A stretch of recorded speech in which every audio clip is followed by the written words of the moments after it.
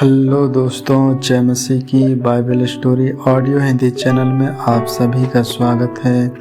आज हम पवित्र शास्त्र बाइबल के एक नए ऑडियो स्टोरी से जानेंगे। दूसरा शमूएल की पुस्तक थे मपीबोशेत पर दाऊद की कृपा के बारे में। हालेलुया। दाऊद ने पूछा, क्या साउल के घराने में से कोई अब तक बचा है जिसको मैं योनातान के कारण प्रीति दिखाऊं? साउल के घराने का सीबा नामक एक कर्मचारी था।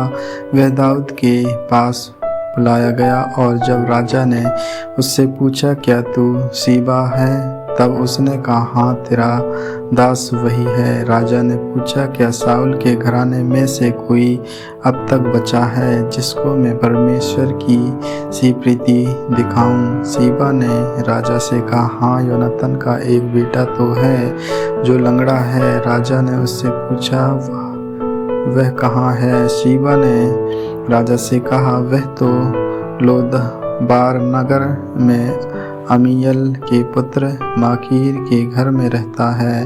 तब राजा दाऊद ने दूत भेजकर उसको लोदाबर से अमीएल के पुत्र माकीर के घर से बुलवा लिया। जब मपीबोशेत, जो योनातान का पुत्र और शाऊल का पोता था, दाऊद के पास आया, तब मुंह के बल गिर के दंडवत किया। दाऊद ने कहा, हे मपीबोशेत। उसने कहा, तेरे दास को क्या आज्ञा?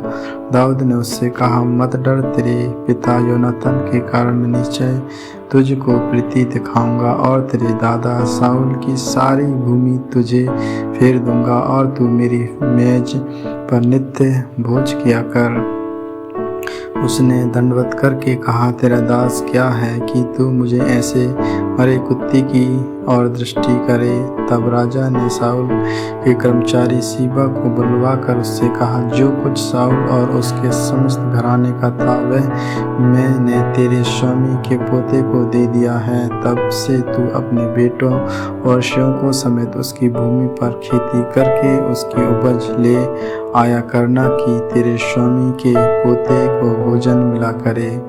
परंतु तेरे स्वामी का पोता मपीबोशेत मेरी मेज पर नित्य भोजन किया करेगा। सीबा ने तो 15 पुत्र और 20 सेवक थे। सीबा ने राजा से कहा, मेरा प्रभु राजा अपने दास को जो जो आज्ञा दे उन सबों के अनुसार तेरा दास करेगा।